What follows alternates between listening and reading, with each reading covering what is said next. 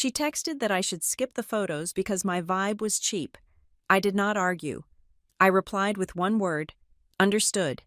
Then I refunded the $85,000 everyone thought was a gift from our parents.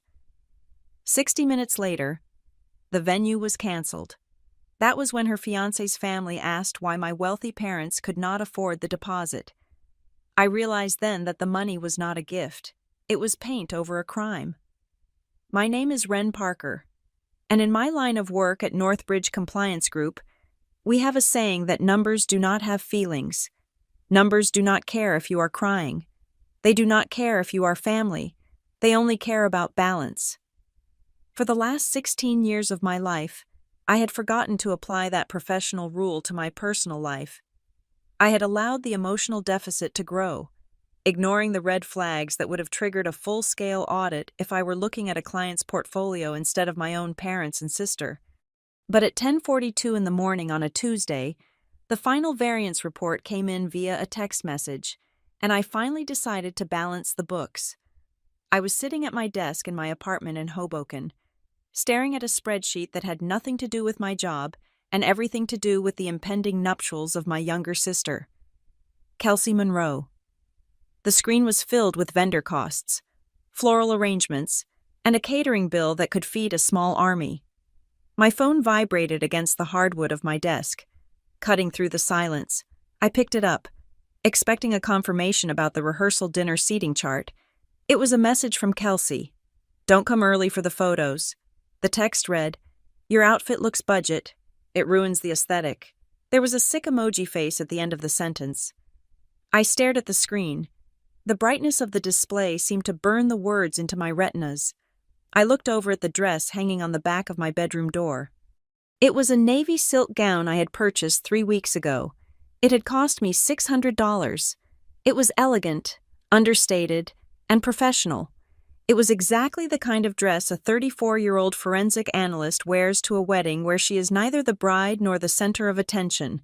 But to Kelsey, and by extension my mother Marianne, it was budget. In their lexicon, budget was not a financial term. It was a slur. It meant you did not belong. It meant you were filler. I did not type a furious paragraph. I did not call her to scream that $600 was more than she had earned in the last 3 months combined. I did not cry. My heart rate did not even spike. A cold, clinical calm washed over me. The same sensation I felt when I found a shell company hiding millions in illicit funds. I realized I was no longer a sister. I was an auditor, and I had just found a discrepancy that could not be reconciled. I typed a single word. Understood. I hit send. I did not use an exclamation point. I did not offer an explanation. I placed the phone face down on the desk. Then, I opened a new tab on my browser. My fingers moved with the practiced speed of someone who lived in digital portals. I typed in the URL for Marrowstone Manor. It was the premier wedding venue in Beacon Harbor, Connecticut. It was the kind of place that charged you for the air you breathed and the view of the ocean you looked at. The homepage loaded, displaying a looped video of a bride running through a perfectly manicured garden. It was the dream my sister had sold to her fiancé's family, the wealthy and prestigious Harrows. I logged into the client portal. The username was my email address. The password was a complex string of characters only I knew. The dashboard greeted me with a countdown clock in elegant gold calligraphy. 4 days to your dream day. Below that was the financial summary. The total cost of the venue rental was substantial. But the line that held my attention was the payment method. It did not list my father, Dale Monroe. It did not list my mother, Marianne. It listed a single Visa Infinite card ending in 4092. My card? I had paid the deposit. I had paid the second installment. I had paid the final balance, $85,000 in total. It was a sum that represented 5 years of aggressive saving. Money I had set aside for a down payment on a house, or perhaps an escape route I had subconsciously known I would need. 3 months ago, my father had begged me for it, claiming liquidity issues, promising it was just a bridge until his investments matured. He had told the Harrows it was a gift from him and Mom. I was just the silent conduit, the operational machinery behind the facade. But machinery does not have a budget vibe. Machinery is essential. If you insult the engine, the car stops moving. I navigated to the Booking Management tab.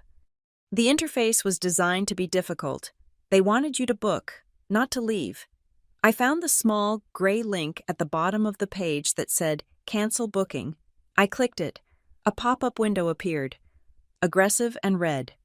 Warning: you are canceling within 30 days of the event. Per the terms of service, a 5% administrative fee will be deducted from your refund. This action cannot be undone. I did a quick mental calculation. 5% of $85,000 was $4,250. That was the price of the lesson. That was the cost of severing a toxic asset. I called it the freedom tax. I moved my cursor to the button that said, Confirm cancellation. For a second, I thought about the chaos this would cause. I thought about the tents being folded, the kitchen staff being told to stand down, the security team being canceled. I thought about Kelsey's face when the dream day met the reality of a zero balance. I clicked. The screen froze for a heartbeat, processing the command. Then it refreshed. The gold countdown clock vanished. The picture of the bride running through the garden disappeared. In its place was a stark, plain text status update. Status canceled. Refund of $80,750 processed to card, ending in 4092. Please allow 3 to 5 business days for the funds to appear. It was done. The transaction was reversed. I sat back in my chair and waited. It was a scientific observation now. I wanted to see the velocity of the reaction. It took exactly 60 minutes. My phone, still face down on the desk, began to vibrate. It started with a short buzz, a text notification, then another, then a long, sustained vibration that indicated a call. I did not turn it over. I watched it dance slightly across the wood grain, propelled by the sheer volume of panic on the other end. First it was Kelsey, then Marianne, then Dale. The holy trinity of my personal debtors. I picked up my coffee mug and took a sip. It was lukewarm, but I drank it anyway. I was not ready to engage. I was still in the analysis phase. The buzzing stopped for 10 seconds, then started again. It was Dale this time. He let it ring until it went to voicemail. Then he called again immediately. I finally reached out and tapped the screen, not to answer, but to silence the ringer. I saw the notifications stacking up on the lock screen. Kelsey. What is happening, Kelsey?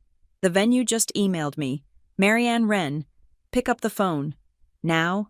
Dale, call me. Dale Wren. I waited for the voicemail notification to appear. When it did, I pressed play, putting it on speaker so I could hear it while I opened a word processing document on my laptop. Dale's voice filled the quiet apartment. He did not sound like a father concerned about his daughter.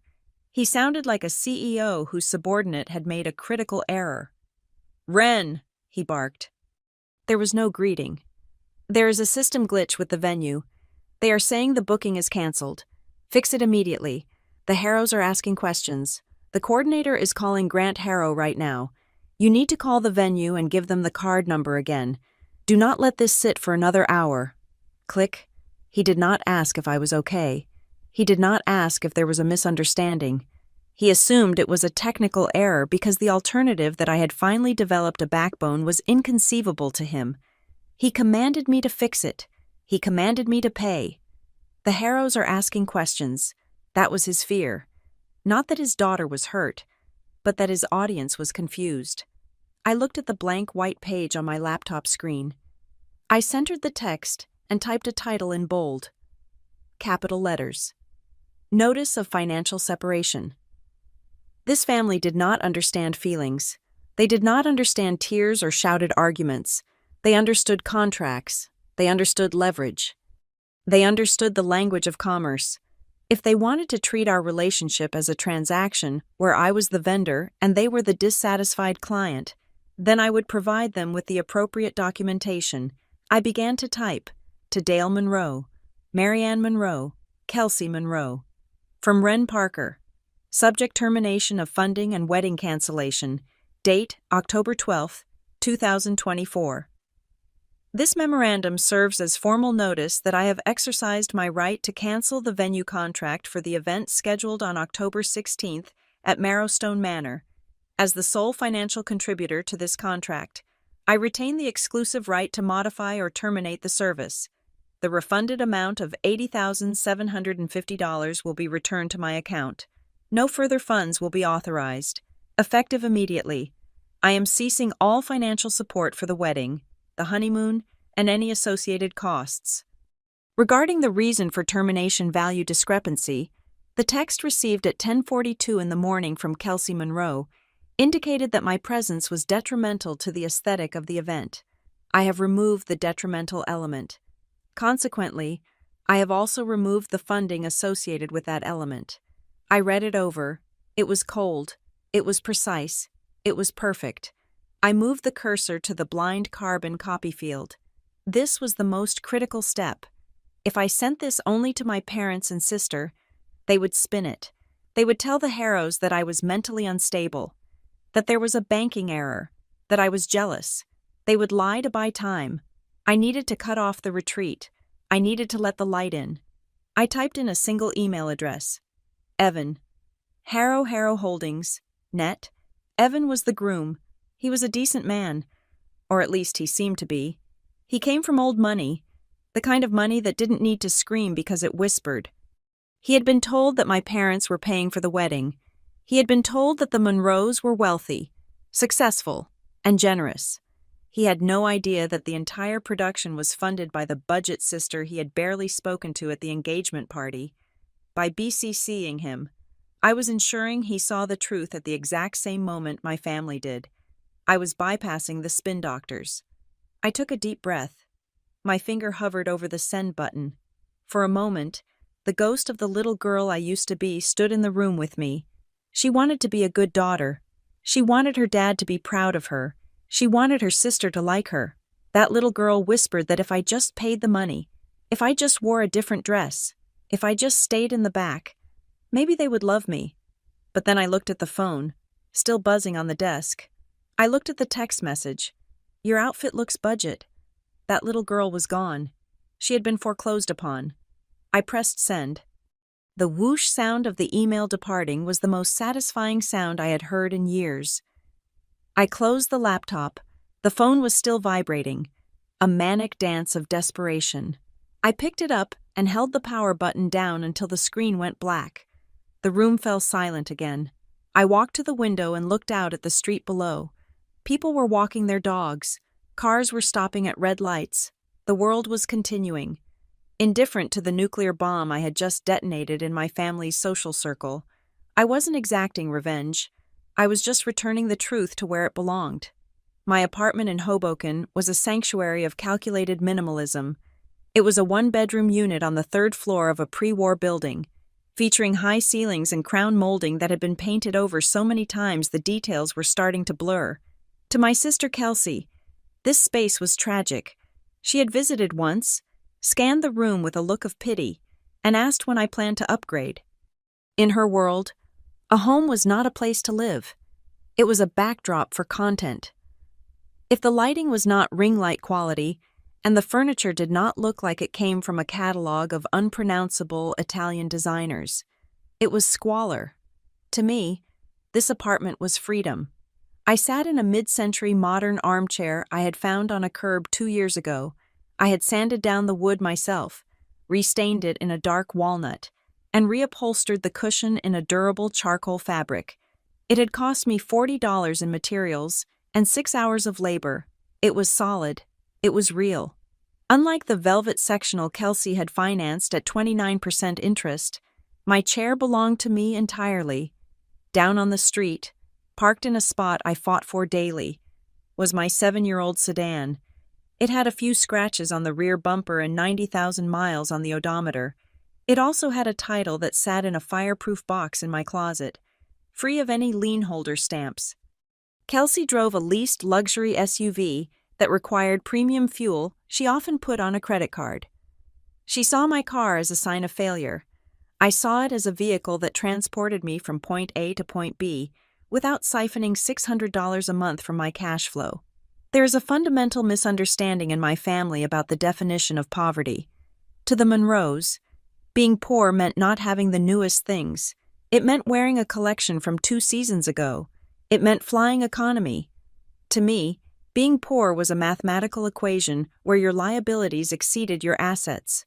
By that definition, my parents and my sister were destitute, living in a house of cards held together by minimum payments and appearances. I, the one they called cheap, was the only one who was actually solvent. I was not poor, I was liquid. I understood the magic of compound interest and the peace of mind that came from an emergency fund that could cover 12 months of living expenses. I did not spend money to prove I had it. I kept money so I did not have to answer to anyone. But explaining the concept of net worth to my mother was like trying to explain quantum physics to a goldfish. She only understood the surface tension of the water, not the depth of the tank. My phone rang again. The silence following my email had been short-lived. The screen displayed Mom. I picked it up. I did not want to, but part of my job as a forensic analyst involved interviewing hostile witnesses. You had to let them speak to catch them in their inconsistencies. "Hello, Mother," I said. My voice was steady. "Ren, sweetheart," Marianne's voice came through, dripping with a sugary concern that set my teeth on edge. It was her everything is fine voice, the one she used when creditors called during dinner. "Your father is in a state. He says there is some confusion with the venue computer system. He thinks you might have pressed the wrong button by mistake. It is so easy to do with these new websites." She was giving me an out. She was rewriting reality in real time, offering me a narrative where I was incompetent rather than vengeful. If I admitted I was clumsy, I could fix it, pay the money again, and we could all go back to pretending. "It was not a mistake," I said. "I canceled the booking." The sugar dissolved instantly. The voice that replaced it was sharp, brittle, and vicious. "Do you have any idea what you are doing?" she hissed. "You are embarrassing us. The Harrows are calling. Grant Harrow asked Dale if we were having cash flow problems. Do you know how humiliating that is for your father to be questioned like a pauper?" "If he cannot pay the deposit, he is a pauper," I said. "He is just a pauper in a tuxedo." "How dare you?" she snapped. "After everything we have done for you, we raised you, we put a roof over your head. And this is how you repay us, by destroying your sister's happiness because you are jealous. That is what this is. Ren, you cannot stand that Kelsey is marrying a Harrow. You cannot stand that she is the beautiful one, the one who shines. I am not jealous. Mother, I am tired. I am tired of paying for the shine. You are a disgrace," she said, her voice lowering to a venomous whisper. "You are making this family look cheap. You are making us look like trash. I am not the one who needed my daughter's savings to pay for a party I could not afford," I replied. "I think we are done here." I hung up before she could respond. My hand was shaking slightly, not from fear, but from the adrenaline of finally saying the words I had swallowed for 16 years. The guilt was there, a dull ache in my chest implanted by decades of conditioning, but it was being drowned out by the cold clarity of my decision, as if the universe wanted to underscore the finality of my action. A notification chimed on my laptop. It was an automated email from Elite Palette Catering. Subject: contract voided. Retainer refund processed. Dear client, due to the cancellation of the primary venue contract with Marrowstone Manor, we are unable to fulfill the service agreement for the Monroe Harrow wedding reception. Per our exclusivity clause with the venue, your catering booking is automatically voided. The retainer of $23,000 has been refunded to the card on file. $23,000. That was the second check I had written. Dale had sworn he would pay me back for the catering before the wedding date. He had sworn the bonus from a deal was coming in. That was 3 months ago. The only thing that had arrived was a request for me to also cover the florist. I watched the email sit in my inbox. That money would be back in my high-yield savings account by Friday. It felt like rescuing a hostage. I thought the initial wave of consequences was over, but then my phone lit up with a text message. It was not from my parents. It was not from Kelsey. It was from Evan Harrow. Ren, can you call me for 5 minutes, please? I stared at the name. Evan was a good guy. He worked in his family's architectural firm, but he actually worked. He didn't just show up for the photo ops. He had always been kind to me, asking about my job with genuine interest during the few family dinners we had shared. He was the innocent bystander in this collision. My thumb hovered over the call button. The instinct to smooth things over, to explain, to apologize for the mess, was strong. But my training kicked in my profession. When a stakeholder contacts you directly during a crisis, you do not talk until you have all the data. Information offered prematurely can be weaponized. I needed to know what he knew. I needed to know what lie my parents had told him before I walked into the conversation. I did not reply. Instead, I turned back to my laptop. I had set up the family's cloud storage system 5 years ago. My parents were technologically illiterate when it suited them, usually when a bill needed to be paid online, but they loved the idea of having digital copies of everything for legacy purposes. I had admin access. They had likely forgotten I held the keys to their digital kingdom. I logged in. The two-factor authentication code went to my phone. I typed it in. The interface loaded, displaying folders organized by year. I bypassed the tax returns and the property deeds. I went straight to the folder labeled Kelsey Wedding. I right-clicked on the folder and selected Download. I needed a local copy of everything: contracts, mood boards, guest lists, vendor email chains. If they tried to delete anything later to cover their tracks, I wanted the original timestamps. The progress bar crawled across the screen. 1 gigabyte remaining, 500 megabytes remaining, download complete. I opened the folder on my hard drive. It was a chaotic mess of PDF files and screenshots. Kelsey was not organized. There were hundreds of files named IMG_4556 or final version 2. I sorted the files by date modified. I wanted to see what had been touched recently. Most of the recent files were mood boards for the floral arrangements and screenshots of celebrity wedding dresses, but near the top of the list, modified just 2 days ago, was a PDF file with a name that made me pause: Wire Confirmation Harrow Family. PDF. I frowned. Why would there be a wire confirmation to the Harrow family? The flow of money was supposed to be from the bride's family to the vendors, or, in the traditional sense that my father loved to preach, the bride's family paid for the wedding and the groom's family paid for the rehearsal dinner. There was no reason for my parents to be wiring money to the Harrows, and certainly no reason for the Harrows to be wiring money to my parents, unless my mind raced through the possibilities. Money laundering alone. A dowry disguised as a gift. I double-clicked the file.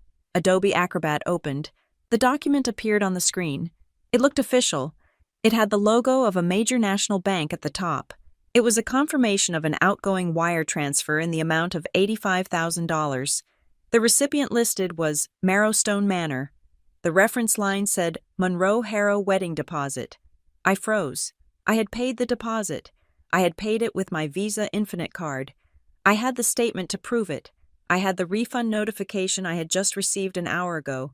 So what was this? I leaned closer to the screen, zooming in on the details. The date on the wire was 3 months ago, the same week I had charged my credit card. I looked at the field labeled Ordering Customer. That was the sender. It did not say Ren Parker. It said Dale and Marianne Monroe. My breath caught in my throat. This was a receipt showing that my parents had wired $85,000 to the venue, but they hadn't. I knew they hadn't, because I was the one who paid, and the venue wouldn't accept double payment for the same invoice. This was a forgery. It was a fake receipt. They had created a fraudulent document to show the Harrows.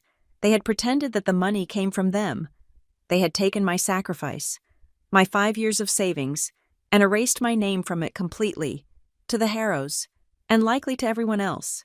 Ren Parker was just a guest. Dale and Marianne were the benefactors. I had not just been the bank. I had been the ghostwriter for their success story. But as I looked closer at the pixelated edges of the bank logo, I realized something even darker. If they had sent this to the Harrows to prove they had paid the venue, then why did the Harrows need proof? Unless the Harrows had suspected that my father didn't have the money, and if this file was in the cloud, it meant they had used it. I checked the metadata of the file. Author Kelsey Monroe. Application Adobe Photoshop. My sister, the one who couldn't balance a checkbook, knew enough Photoshop to forge a bank wire. I sat back. The cold light of the screen illuminating my face. The text from Evan made sense now. He wasn't calling to ask why I canceled. He was calling because the venue told him the refund went to a card ending in 4092. But his father was holding a piece of paper that said the money came from a wire transfer from Dale Monroe. The math didn't add up, and for the first time in a long time, the discrepancy wasn't my fault. It was my weapon. To understand why I stared at a forged wire transfer receipt with a sense of inevitability rather than shock, you have to understand the dinner table dynamic of the Monroe household. You have to go back 16 years to a Tuesday evening in November. I was 18 years old. I was a senior in high school, sitting on the precipice of adulthood, clutching an acceptance letter to a state university that I had not yet shown my parents.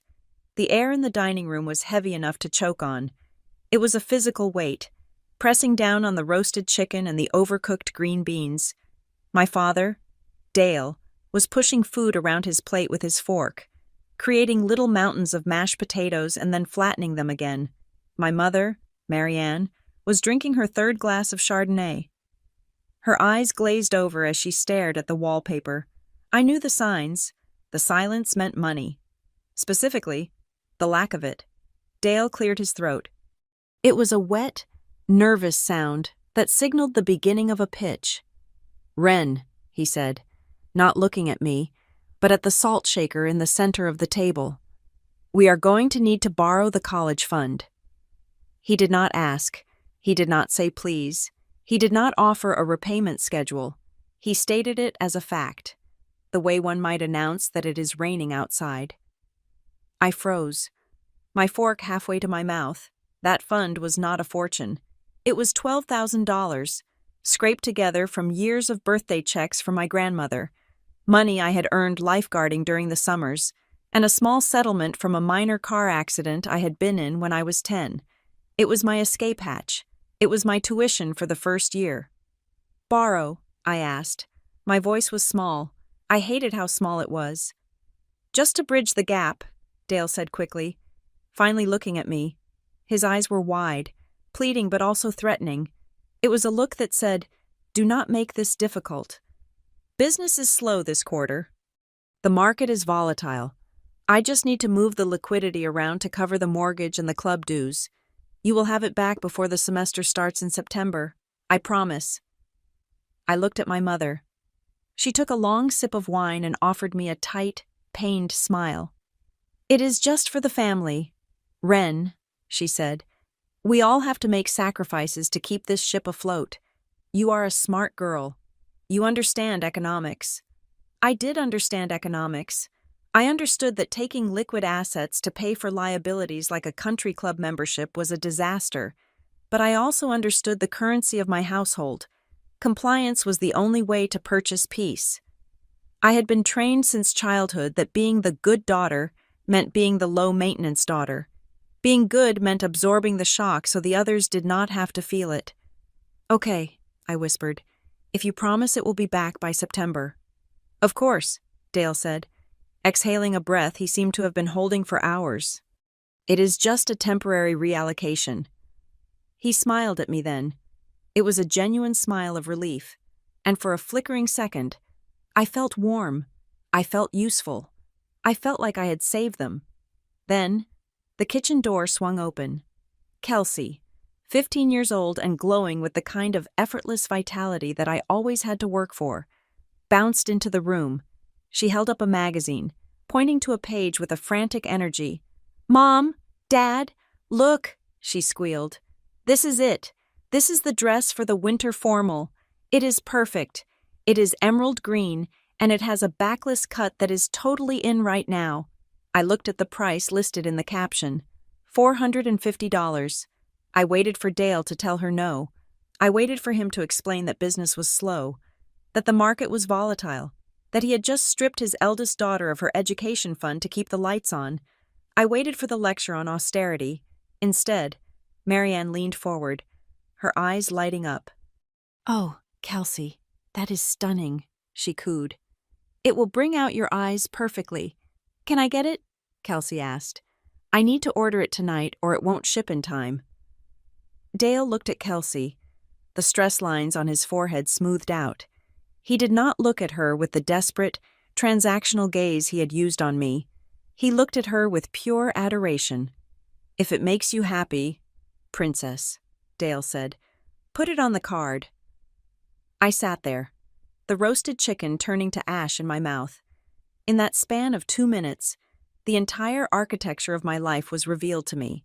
I had just given up $12,000 to save the family, and my sacrifice was immediately converted into a $400 dress for my sister. I was the engine.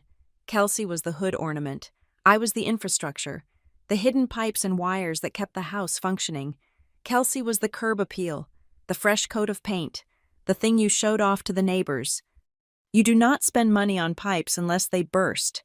You spend money on paint because it makes you look good. I did not scream. I did not flip the table. I simply nodded and finished my dinner, but something inside me calcified that night. I realized that fairness was a fairy tale. The money, of course, was never returned by September. I took out student loans. I worked 2 jobs in the campus library and a coffee shop. I graduated with debt that I shouldn't have had. While Kelsey drove a brand new convertible to her high school graduation, a car the family needed to maintain appearances. Over the next decade, the pattern did not just continue, it became the operating system of our lives. When Kelsey got a DUI at 21, I paid the lawyer because my parents were illiquid that month. They told me that if Kelsey went to court, it would ruin her reputation, and by extension, the family name. I paid $3,000 to make the problem go away. Kelsey never thanked me. She complained that the community service hours were boring. When Kelsey wanted an internship at a fashion magazine in New York City, it was an unpaid position. She needed an apartment in Chelsea. My parents called me. I was 24 then, working 60-hour weeks as a junior analyst. "She needs this break. Ren," my mother had said, "this is her future. You have a salary, you have savings. Help your sister launch." I paid the security deposit and the first 2 months of rent, $6,000. Kelsey posted photos of the apartment on social media with the caption, "Self-made girl in the big city." I learned to stop expecting gratitude. Instead, I started expecting receipts. This was the origin of my career. I did not choose forensic financial analysis because I loved math. I chose it because I needed a world where things balanced. I needed a world where every debit had a corresponding credit, where you could trace the flow of value and prove, without a shadow of a doubt, who was paying for what. In my professional life, I hunted down embezzlers and fraudsters. I found hidden accounts for divorce attorneys. I traced money laundering schemes for corporate compliance officers. I was brilliant at it because I knew exactly how liars thought. I knew that people who lived beyond their means always left a trail. They always tried to hide the debt in the columns nobody looked at. But in my personal life, I was the worst kind of hypocrite. I was the auditor who knowingly cooked the books for her own firm. Every time I wrote a check for them, every time I covered a temporary shortfall, I told myself I was buying something. I wasn't buying goods or services. I was buying a ticket. I thought that if I paid enough, eventually I would be allowed into the inner circle. I thought that if I solved enough of their problems, they would finally look at me the way they looked at Kelsey. I thought I could purchase their respect. I remembered a specific afternoon 3 years ago. I had just paid off my parents' property tax bill, $8,000 that prevented a lien from being placed on the house. I came over for Sunday brunch, feeling a mix of resentment and hope. I thought, surely, today they will acknowledge it. We sat on the patio. Kelsey was there, talking about an influencer trip she was planning to Tulum. "It is going to be so expensive," she sighed, "but the content will be insane." Dale looked at me. "Ren, you should go with her. You work too hard. You look tired." For a second, I thought he was offering to treat me. I thought he was worried about my health. You could share a room, he continued. It would make the hotel cost much cheaper for Kelsey if you split it. He didn't want me to rest. He wanted me to subsidize the vacation. He saw me not as a daughter who needed a break, but as a discount coupon for his favorite child. I declined.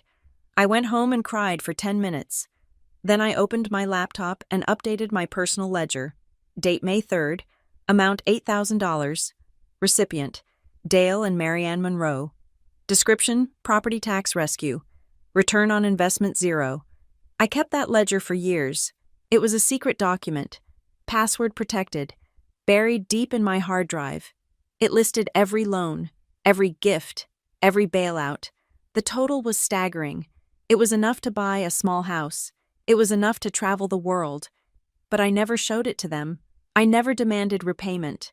I held on to it like a security blanket, telling myself that one day, if things got too bad, I would have the proof. But deep down, I knew the truth. I wasn't keeping the record to get my money back. I was keeping it to prove to myself that I existed. In a family that treated me like an ATM, the transaction history was the only proof that I had been there at all. So when I saw the forged wire transfer receipt in the wedding folder, the shock wasn't that they had lied. The shock was how easily they had erased me. For 16 years, I had been the silent partner. I had accepted the role. I had paid the bills so they could play pretend. But this document was different. This wasn't just asking me to pay. This was taking my money and putting their name on it. It was the ultimate violation of the forensic code. You can steal, you can hide, you can lie, but you never, ever claim credit for a deposit you did not make. I looked at the date on the forged wire.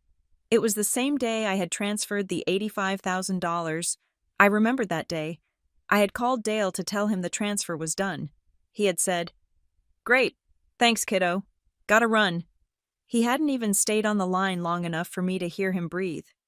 Now I knew why. He was already rushing to Photoshop to put his name on my work. I sat back in my chair, the memory of that dinner table 16 years ago playing in a loop. You need to shine, my mother had said to Kelsey. I realized then that I had spent my entire adult life trying to build a foundation for a house that I was not allowed to live in. I wasn't building a family home. I was just paying the rent for the stage where they performed their roles of the wealthy, successful family. And the landlord had just decided that the lease was up. The sadness that had dogged me for decades. The desperate little girl waiting for her dad to look at her with pride. Finally evaporated. It was replaced by the cold, hard steel of the analyst. I wasn't their daughter anymore. I was a creditor. And I was about to start the collections process. 3 months ago. The phone rang at 11 at night. It was not a time my father usually called. Dale Monroe believed that business was conducted between 9 and 5, and leisure was conducted between 5 and 10. Anything after that was usually an emergency. When I answered, his voice was not the booming baritone he used to command a room at the country club. It was thin, reedy, and laced with a panic that vibrated through the speaker. "Wren," he said. He sounded like he was standing on a ledge. "I am in a bind, a serious bind." I sat up in bed, switching on the lamp. The shadows of my apartment seemed to stretch long and thin, like grasping fingers. "What happened? Is Mom okay?" "It is the venue," he said. "Marrowstone Manor. They need the full deposit and the first installment by Friday, or we lose the date." "So pay them," I said, rubbing sleep from my eyes. "You said you had the liquidity from the sale of the lake property." There was a silence on the other end of the line. It was a heavy, suffocating silence that told me everything I needed to know. The lake property had been sold 2 years ago. The money was gone. It had likely been eaten up by the lease on the SUV, the membership fees, the dinners, the facade. "The Harrows," Dale whispered, as if the name itself was a deity he was afraid to offend. "They are old money. Wren, they do not just check bank accounts. They check pedigrees." Grant Harrow made a comment at the engagement party. He said he was glad Kelsey was marrying into a family that could hold its own.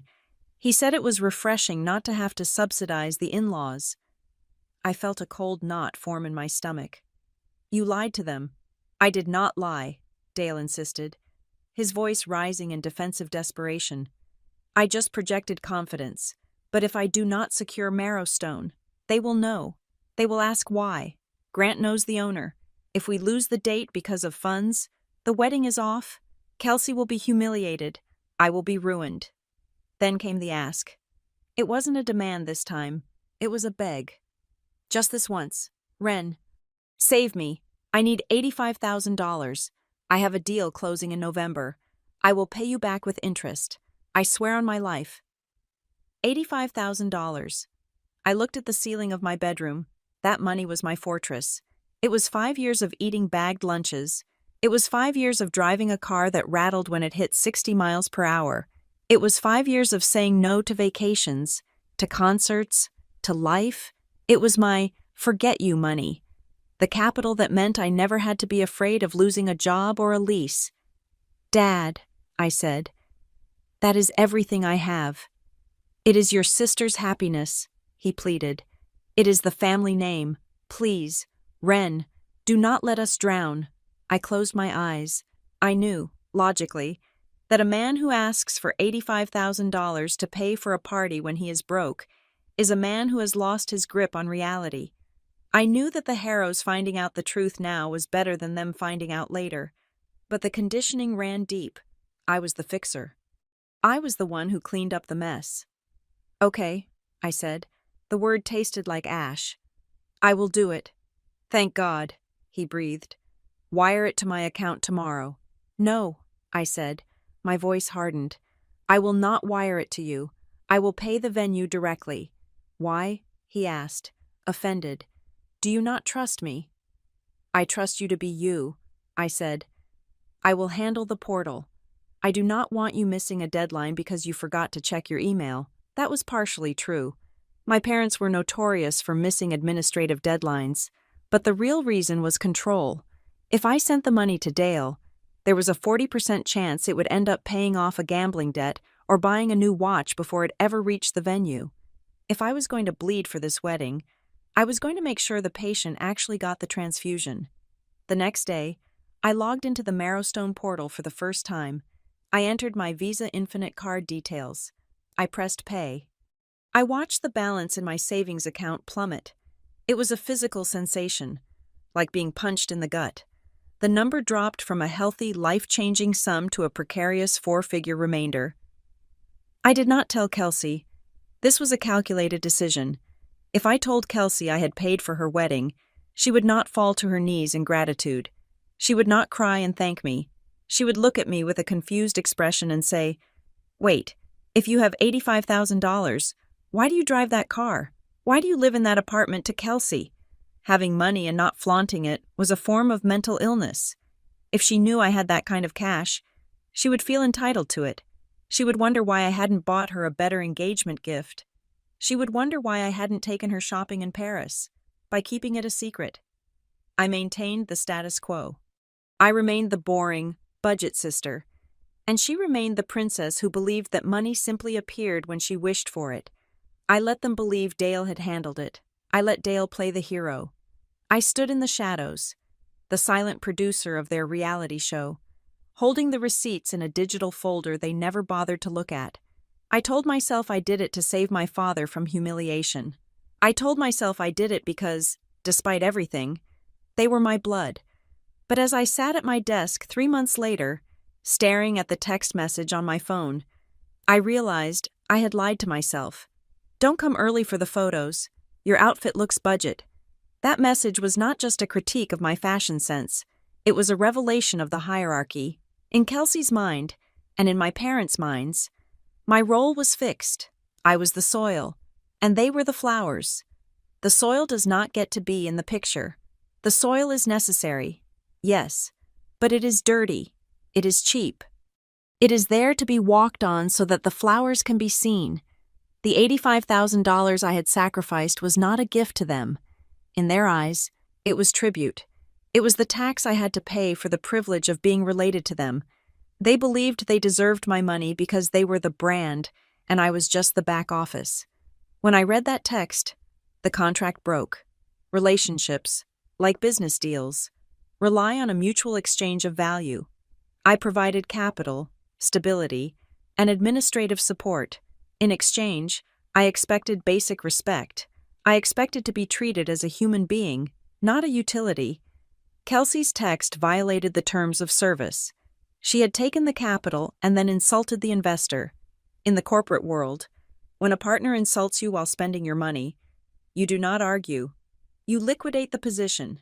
I did not press the refund button out of jealousy. I did not do it because I wanted to ruin her day. I did it because the transaction was no longer viable. I am not budget, I said aloud to the empty room. I am the bank, and the bank was closing. I looked at the laptop screen. The notice of financial separation was drafted. It was cold, clear, and legally sound. It stated the facts without emotion, but it needed one final piece of evidence to make it irrefutable. I took a screenshot of Kelsey's text message. I cropped it so the timestamp and her name were clearly visible. Kelsey. Don't come early for the photos. Your outfit looks budget. I attached the image to the email. I labeled it, Exhibit a Breach of Social Contract. Then, I looked at the other window open on my screen, the folder I had downloaded from the cloud, the file named Wire Confirmation Harrow Family. PDF, the forgery. It sat there, a digital lie that my father had crafted to hide my contribution. He had erased me from the narrative to save his ego, and in doing so, he had handed me the ammunition to destroy him. If I sent this email now, with the refund processed and the notification going to Evan Harrow, the collision of truths would be catastrophic. Evan would see my email saying I paid and refunded the money. Then he would look at the wire receipt my father gave him that said Dale paid the money. He would see the discrepancy. He was a smart man. He would realize that two people cannot pay for the same thing, and only one of them had the power to trigger a refund to a Visa card. My father's lie was about to crash headfirst into my truth. I felt a moment of vertigo. This was the point of no return. Once I sent this, there were no more Sunday dinners, there were no more Christmases, there was no going back to the way things were. But the way things were was a lie. The way things were was expensive, painful, and lonely. I thought about the $85,000 returning to my account. I thought about the freedom it represented. I thought about the car I could finally replace, not for status, but for safety. I thought about the house I could buy, a place where no one would ever tell me I didn't belong. I moved the cursor to the send button. My phone buzzed one last time. A text from Dale. Fix this. Ren. Or do not bother coming home. He thought that was a threat. He thought home was a leverage point. He didn't realize that he had just released me. Understood, I whispered. I clicked send. The email vanished from the screen, carrying with it the wreckage of 16 years of silence. The file of the forged wire remained open on my desktop, a silent witness to the crime that was about to be exposed. The war had officially begun, and for the first time in my life, I had the high ground.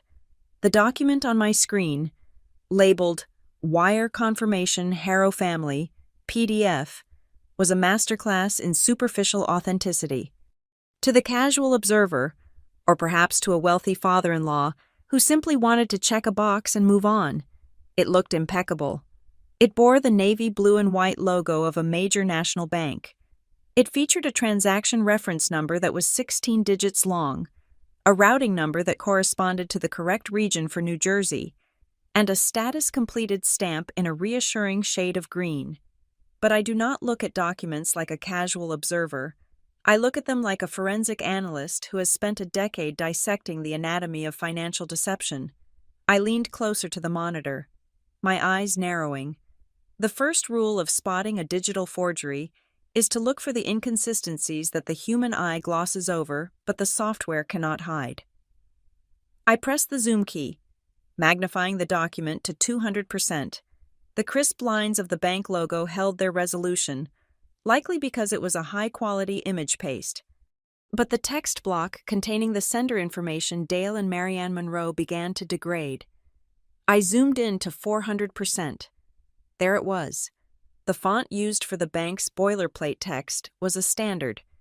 Secure sans serif, likely a proprietary version of Helvetica used by their system. But the font used for the sender's name and the transaction amount was Arial. It was a subtle difference. The curvature of the A and the terminal of the R gave it away. To anyone else, it was just letters on a page. To me, it was a screaming siren. I scanned the alignment. In a legitimate bank-generated PDF, the text is generated by a database. The spacing, or kerning, is mathematically perfect. Here, the distance between the M and the O in Monroe was 1 millimeter wider than the distance between the R and the O. It was a manual insertion. Someone had typed this text box and dragged it into place with a mouse, eyeing it up until it looked close enough. Close enough counts in horseshoes and hand grenades, in forensic accounting. Close enough is evidence of intent to defraud. I moved my mouse to the File menu and selected Properties. This is the digital fingerprint of a file. A real bank statement would show the creation application as an automated system or a secure server script. I read the metadata. Application Adobe Photoshop CC 2024. Author Kelsey Monroe. Created July 14, 2024 at 2:15 p.m. The date matched the day I made the real payment. The author matched my sister. I sat back, the cold light of the monitor washing over my face. It was not just a lie, it was a craft project. Kelsey had taken a blank template, or perhaps an old wire transfer of her own, and scrubbed the data. She had typed in our parents' names. She had typed in $85,000. She had exported it as a PDF, flattening the layers to hide her work. But why? Why go through the effort of forging a receipt for money that was actually paid? The answer lay in the recipient. The file name included Harrow Family. I needed to confirm the chain of custody. I still had the admin credentials for my father's email server, a remnant of the days when I set up his small business domain. I opened a new tab, navigated to the webmail login, and typed in his credentials. He had never changed the password. Password 123. He was a man who believed security was something you paid other people to worry about. I bypassed the inbox and went straight to the sent items. I scrolled back to July. There it was, July 14th, an email sent from Dale, Monroe to Grant, Harrow. Subject: We handled the venue as our gift. I opened the email. The text was short, breezy, and dripping with the false confidence my father wore like a cheap cologne. Grant, just wanted to let you know the deposit for Marrowstone is taken care of. Marianne and I wanted to handle this personally to ensure the kids have the perfect backdrop. Attached is the confirmation for your records, as discussed. No need to worry about the logistics. We are fully liquid on this end. Let's grab a scotch at the club next week. I stared at the screen. The audacity was breathtaking. He had not just taken my money, he had used my money as a prop in a performance of wealth. He knew Grant Harrow was suspicious. He knew the Harrows were sniffing around his finances, so he took my life savings, the money I had scraped together by denying myself every luxury for 5 years, and he presented it as proof of his own solvency. He had stolen my financial identity to bolster his social one. I felt a strange sensation in my chest. It wasn't heartbreak. Heartbreak implies you are surprised that the person you love has hurt you. This was something colder. It was the clicking sound of a lock tumbling into place. I wasn't a daughter to them. I wasn't even a resource. I was a shell company. I was a pass-through entity used to launder their reputation. I created a new folder on my desktop named Evidence. I dragged the forged PDF into it. Then, I took a screenshot of the email to Grant Harrow and dragged that in too. Finally, I logged back into the venue portal, downloaded the official receipt showing the payment from my Visa card, and added it to the folder, side by side. The documents told the whole story. Document A, the lie, created in Photoshop. Document B, the distribution of that lie, via email. Document C, the truth, a credit card statement with my name on it. This was a classic fraud triangle. Pressure the Harrows asking questions. Opportunity my money. Rationalization, it's for the family. My phone buzzed again. vibrating against the desk like an angry insect. I looked down. A text from Marianne. "Don't ruin your sister's happiness. You have no idea what is at stake." I let out a short, dry laugh. It was a sound devoid of humor. Happiness. They used that word like a shield. To Marianne, happiness was not a state of being. It was a visual effect. It was the perfect photo. The envy of the neighbors. The approval of the Harrows. If the curtain was pulled back to reveal the rotting wood and the debt behind the stage, the happiness would evaporate. "I am not ruining her happiness, Mother," I whispered to the empty room. "I am just turning on the lights." I turned back to the cloud drive. The wedding planning folder had yielded its secrets. But my forensic instinct was humming now. When you find one anomaly, you do not stop. You widen the search radius. People who commit fraud in one area rarely keep the rest of their house clean. I navigated up to the root directory of the family drive. There were the usual folders: taxes, house, medical. But then, my eye caught a new folder, created only 2 weeks ago, Banking 2025. The name was odd. It was October 2024. Why name a folder for next year? It suggested forward-looking financial restructuring, or perhaps a desperate attempt to secure funding for the future. I double-clicked the folder. Inside, there was a single PDF file. Bridge Loan Application Northbridge Credit, PDF. Northbridge Credit was a subprime lender, the kind of institution that advertised on daytime television and didn't ask too many questions about income verification, provided you had collateral or a cosigner with a pristine credit score. I opened the file. It was a loan application for $50,000. The stated purpose was home improvement, a common euphemism for debt consolidation. I scrolled down to the applicant section. Primary applicant Dale Monroe, credit score 620. That score was low, but not catastrophic. However, for an unsecured personal loan of $50,000, it would trigger a rejection or an astronomical interest rate, unless there was a cosigner. I scrolled to the second page. Co-applicant Ren Parker. Social Security number XXXX. Employer Northbridge Compliance Group. Annual income $140,000. My blood ran cold. The numbers were accurate. My Social Security number was correct. My salary was correct. I scrolled to the bottom of the page, to the signature block. There, in the digital signature box, was a script font rendering of my name, Ren Parker. Next to it was a timestamp from 3 days ago. Also, there was an IP address logged for the signature action. I recognized the IP address. It was the static IP of my parents' home router. I had not been to their house in 3 weeks. I had certainly not signed a loan application. I sat there, paralyzed. This was not just borrowing my wedding deposit. This was a felony. This was identity theft. They had used my personal information, which they likely had from old tax returns or from when I helped them refinance the house years ago, to apply for a high-interest loan. They were leveraging my credit score, the score I had protected with obsessive discipline, to bail themselves out of whatever hole the wedding had dug. If this loan went through, and they defaulted, which they inevitably would, because they defaulted on everything, the creditors would not come for Dale. They would come for me. They would garnish my wages. They would destroy the financial fortress I had built. I looked at the status of the application in the document. Pending final approval. They were waiting for the money to hit. That was why Dale was so frantic about the wedding refund. The wedding was the immediate fire, but this loan was the long-term survival strategy. They needed the $85,000 from me to hold off the Harrows, and they needed the $50,000 from this loan to pay off the credit cards they had maxed out to buy the dresses and the dinners.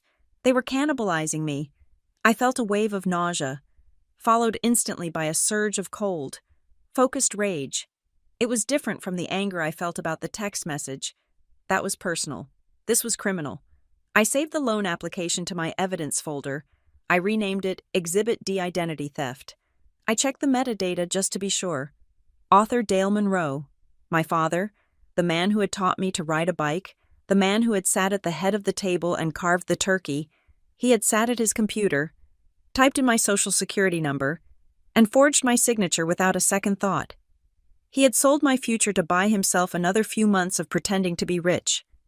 I picked up my phone. The screen was dark. I didn't unlock it. I just held it, feeling the weight of the device.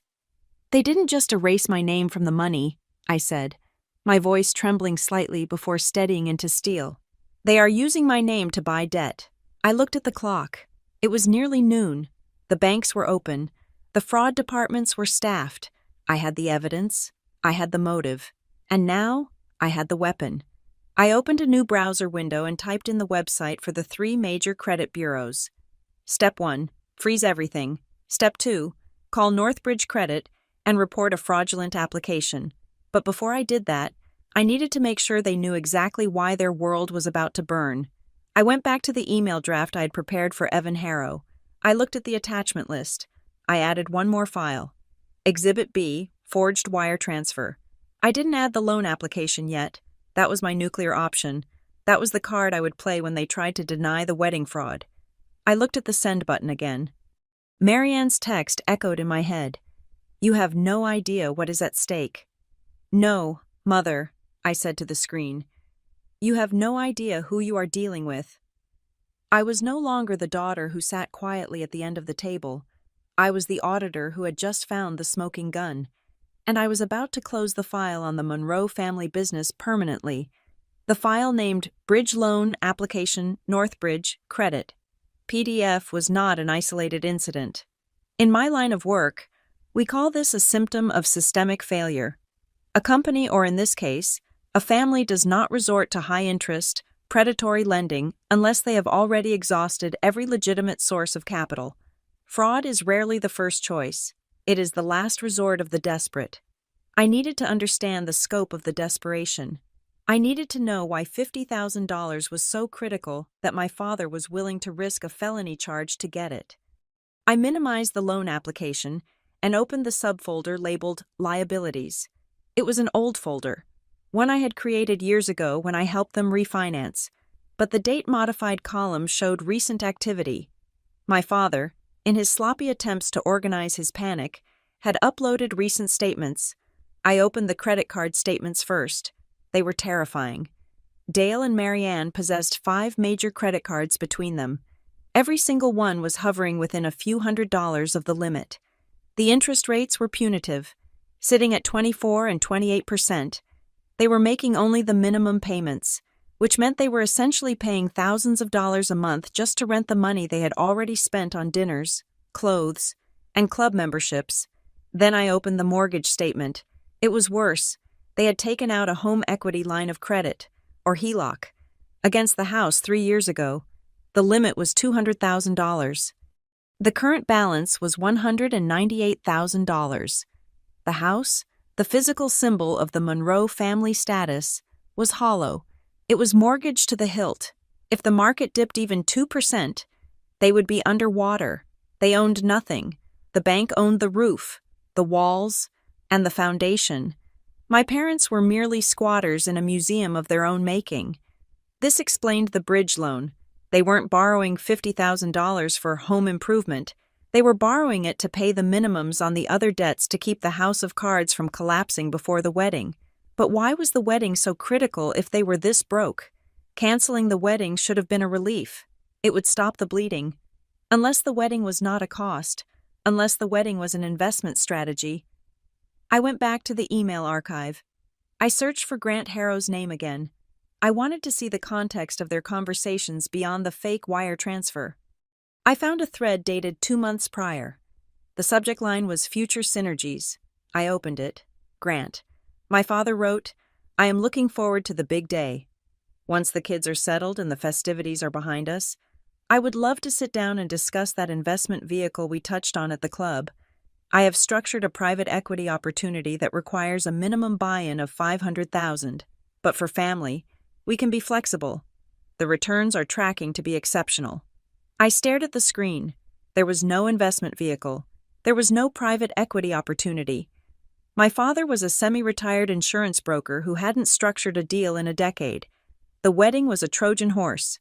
Dale needed the wedding to happen at Marrowstone Manor because he needed to cement the bond with the Harrows. He needed to look like a peer, a man of equal standing, so that Grant Harrow would trust him with $500,000. Dale wasn't planning to invest Grant's money. He was planning to use it to pay off the HELOC, the credit cards, and the bridge loan. He was running a Ponzi scheme, and the Harrows were the new investors brought in to pay off the old debts. If the wedding was canceled, or if it was revealed that the Monroes were broke, the investment opportunity would vanish. Grant Harrow would never cut a check to a man who couldn't afford a wedding deposit. Dale wasn't fighting for Kelsey's happiness. He was fighting to stay out of bankruptcy court. I felt a chill that had nothing to do with the temperature of the room. It was the chill of absolute clarity. But what about Kelsey? Was she just a pawn? Or was she a player I navigated to Kelsey's folder? I found a contract saved as Brand Collab Marrowstone, PDF. I opened it. It was a partnership agreement with a mid-tier lifestyle beverage company. Clause 4.2 deliverables. The influencer. Kelsey Monroe agrees to post 6 stories and 2 permanent feed posts featuring the product during the wedding weekend. Clause 4.3 location requirement. The content must be filmed on location at a luxury estate venue. Specifically approved venues, Marrowstone Manor, the Vanderbilt Estate, or equivalent. Then I scrolled down to the termination clause. Clause 7.1. Failure to perform. In the event that the wedding does not take place at an approved luxury venue, or is canceled, the influencer agrees to refund the advance payment of $10,000 and pay a penalty fee of $5,000 for disruption of the marketing calendar. Kelsey had already spent that advance. I knew her.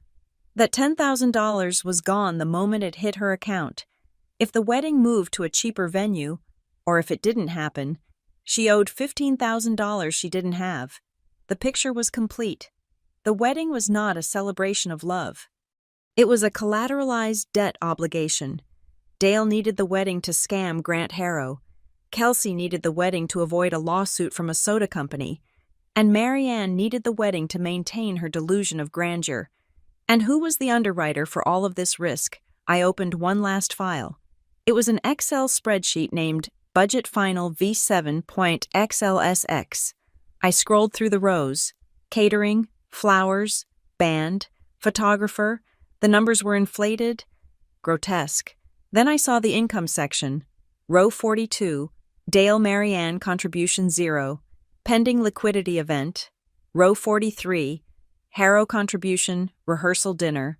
Row 44, Wren contingency, $85,000, and there was a note in the adjacent cell. Note, if Wren can cover deposit, use cash flow for credit card minimums. I stared at my name in that little rectangular cell. Wren contingency. They had not asked me for help because they were in a bind. They had budgeted for me. They had planned, months in advance, that I would be the fail-safe. They knew I saved money. They knew I was responsible. They had built their entire financial house on the foundation of my guilt and my labor. I was not a person to them. I was a line item. I was an asset class to be liquidated when necessary. The anger I felt was no longer hot. It was absolute zero. It was the temperature of deep space. I did not close the files. I did not log out.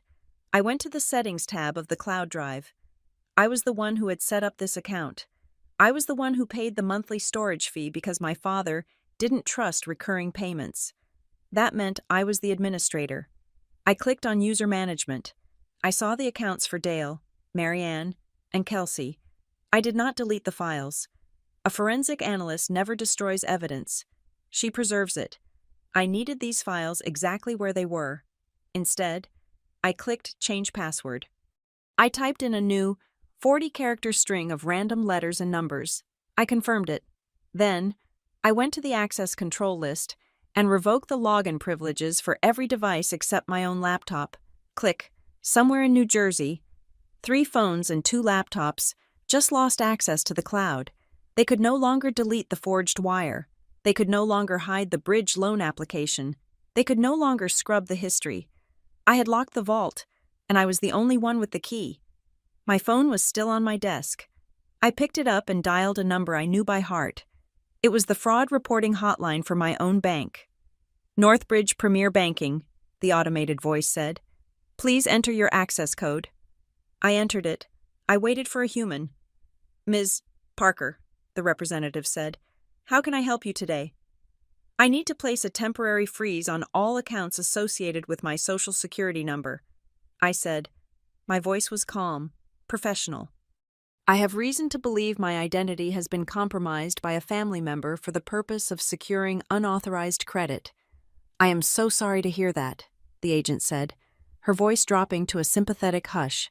We can lock everything down immediately. Do you want to report specific transactions? Not yet, I said. Just freeze it. No new credit inquiries. No withdrawals over $100 without verbal confirmation, and a secondary security code. Understood. I am generating a case number for you now. I grabbed a pen and wrote it down on a sticky note. Case number 4492 Alpha. Thank you, I said. And please note that I am currently in possession of a fraudulent loan application submitted in my name. I will be forwarding it to your fraud department shortly. I hung up. The silence in the apartment was heavy, but it was the heavy silence of a fortress before a siege. I was fortified. I was ready. My phone chimed. It was a text message. I looked at the screen. It was Evan Harrow again. Ren, please. Dad wants to meet. He is looking at the wire receipt your father sent, and he is looking at the refund notification from the venue. The numbers match, but the names do not. There is confusion. I looked at the word confusion. It was such a polite word. It was the word wealthy people used when they smelled a rat, but were too polite to say fraud. Grant Harrow was a businessman. He knew that when names on financial documents do not match, it is not a mistake, it is a crime. He wanted me to explain. He wanted me to be the translator for the chaos my family had created. I typed my reply. I did not use emojis. I did not use soft language. Confusion is what liars call evidence. I hit send. Then I typed a second message. I will not meet at my parents' house. I will not meet at the venue. If your father wants the truth, he can meet me at the offices of Sterling and Vance at 4 p.m. today. I have booked a conference room. Sterling and Vance was a law firm where a friend of mine from grad school worked. I didn't need to hire them. I just needed to borrow the room. I needed a neutral ground. I needed a place that smelled of mahogany and litigation. Evan replied instantly, "We will be there." I stood up. I walked to my closet. I bypassed the comfortable sweaters and the jeans. I reached for my charcoal gray suit. It was sharp, tailored, and severe. It was the suit I wore when I had to present bad news to a board of directors. I put it on. I looked in the mirror. The woman staring back at me did not look like a budget sister. She did not look like a bridesmaid. She looked like an auditor who was about to deliver a qualified opinion that would shut the company down. My family was terrified of losing the wedding. They were terrified of the embarrassment. But they didn't understand the real threat yet. They thought the wedding was the main event. They didn't realize that the wedding was just the collateral damage. The real event was the audit. And I was about to walk into that conference room and lay every single receipt on the table at 9:17 in the evening. The intercom in my apartment buzzed. It was a harsh, jagged sound that sliced through the quiet I had carefully constructed. I did not need to ask who it was. My phone had been silent for 2 hours, which meant the panic had moved from the digital realm to the physical one. They were here. I walked to the door. I did not rush. I checked the peephole. The fisheye lens distorted their faces, but I could see them clearly. Dale, Marianne, and Kelsey. They were standing in the hallway of my building, a place they had previously refused to visit because the neighborhood was up and coming rather than arrived. I unlocked the deadbolt. The metallic thud echoed in the small entryway.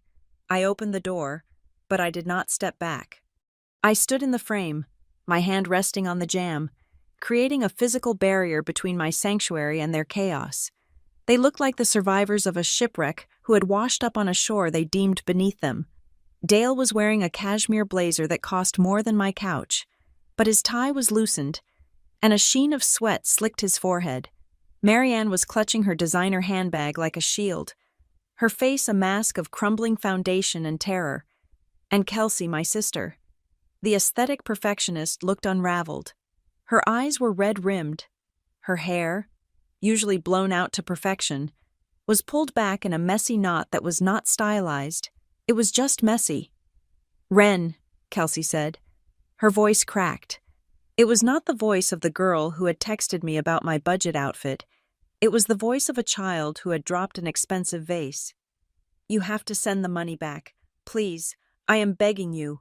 She reached out as if to grab my arm. I didn't move, but my stillness was so absolute that she dropped her hand before she touched me. "We need to come inside," Dale said. It was an order, delivered with the muscle memory of a man who was used to being obeyed. "We are not discussing family business in a hallway." "There is no family business," I said. My voice was level, calibrated to a volume that would not alert the neighbors, but carried the weight of a gavel strike. "There is only a financial dispute, and since I have terminated the contract, there is nothing to discuss." "You are making a scene," Marianne hissed, looking nervously at the door of my neighbor, Mrs. Gable, across the hall. "You are embarrassing us." "I am not the one standing in a hallway at 9 at night," I replied. "I am in my home. You are the ones making the scene." Dale stepped forward, invading my personal space. He smelled of scotch and mints, a combination used to mask anxiety. "You do not understand what you are doing," he growled, his voice low and dangerous. "You think you are being clever. You think you are teaching us a lesson, but you are playing with fire. Grant Harrow is asking for a paper trail. If he sees that refund, and then looks at the wire receipt I gave him, do you know what happens?" "I imagine he asks why you lied," I said. "He will pull the investment," Dale snapped. "He will pull everything, the wedding, the partnership, the social standing. You are going to ruin us. Ren, over what, a text message? You are that petty." "It is not about the text," I said. I looked him directly in the eyes. "It is about the forgery." The word hung in the air between us. Kelsey flinched physically. Marianne looked away. Dale's jaw tightened. "I saw the file," I continued. "Wire confirmation, Harrow family, PDF. I saw the metadata. I know Kelsey made it in Photoshop on July 14th. I shifted my gaze to my sister. She looked small. The bravado of the dream day was gone. She was just a 29-year-old woman who had been caught cheating on a test she couldn't afford to fail. "Who told you to do it?" I asked. "Did you decide to commit fraud on your own, or did Dad tell you to open the software?" Kelsey bit her lip. She looked at Dale, then at the floor. She did not answer. "It does not matter," Marianne interjected, her voice rising in a desperate attempt to regain moral superiority. "We are family. Wren family helps each other. We did what we had to do to secure your sister's future, and you act like a stranger. You act like an auditor. How can you be so cold after everything we sacrificed for you?" I almost laughed. The audacity was breathtaking. "Sacrificed?" I repeated. "You took my college fund to buy a dress. You took my savings to pay for a venue. You took my name to apply for a subprime loan. You didn't sacrifice for me. You sacrificed me." "We were going to pay it back," Dale shouted. He realized his volume was too high and lowered it immediately. "The bridge loan. It was just for a few months, until the Harrow deal closed. We needed liquidity. I put your name on it because my credit utilization was high. It was a formality. I would have made every payment." "You forged my signature," I said. "That is not a formality. In the banking world, we have a specific word for that. It is called a felony." "Oh, stop it!" Kelsey cried out.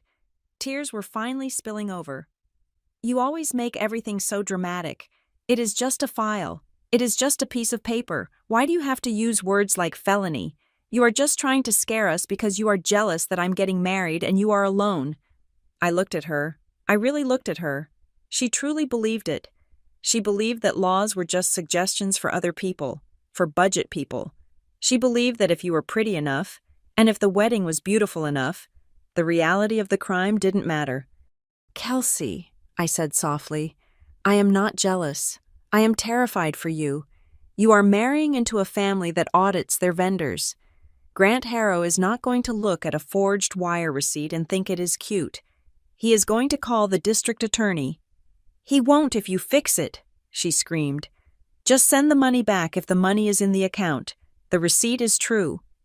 The receipt says the money came from Dale and Marianne Monroe, I said. Even if I send the money back, the source is still me. The lie remains. Dale slammed his hand against the doorframe. Enough. He looked at me with a mixture of fury and fear. The fear was winning. You cannot destroy this, he said. You cannot. That money, that $85,000, it wasn't just savings. Wren, it was supposed to be. He stopped. His eyes widened slightly, as if he had almost walked off a cliff in the dark. I watched his face. I saw the calculation. I saw the sudden pivot. Supposed to be what? I asked. It does not matter, he muttered. It was family money. It stays in the family. No, I said, stepping closer. You said, supposed to be. What did you mean? Was that money not mine? Of course it was yours, he said quickly, too quickly. I meant it was supposed to be your contribution, your duty. He was lying. I knew his tells. When Dale Monroe lied, he touched his tie. His hand was currently gripping the silk knot at his throat. There was something else. Something about the money I had saved, or perhaps something about money I should have had. We are leaving, Dale said abruptly. He grabbed Marianne's arm. She is not going to help. She wants to see us burn. I don't want to see you burn, I said. I want you to stop stealing. I reached into the pocket of my blazer, which I was still wearing from the preparation for the meeting I had scheduled. I pulled out a folded piece of paper. It was a single sheet. I have a proposal, I said. They stopped. Hope is a cruel thing. It made them turn back instantly. I will not resend the $85,000, I said. That money is gone. It is back in my account, and it stays there. Their faces fell. However, I continued, I am willing to delay sending the full evidence package to Grant Harrow and the Fraud Department of Northbridge Credit. Delay, Dale asked. For how long? Indefinitely. I said. If you sign this, I held out the paper. What is it? Marianne asked, eyeing it suspiciously. It is an affidavit, I said. It states that you, Dale and Marianne Monroe, acknowledge that you submitted a loan application to Northbridge Credit in my name without my consent. It states that you forged the wire transfer document sent to Grant Harrow. It states that I have no financial liability for any debt incurred by you, and it states that you will withdraw the loan application immediately. You want us to confess? Dale asked, incredulous. In writing, yes, I said. Because if you don't, I send the file to the police tonight. If you do sign it, I keep it in my safe, as insurance, if you ever try to use my name again, or if you ever try to blame me for the wedding cancellation to the Harrows, I release it.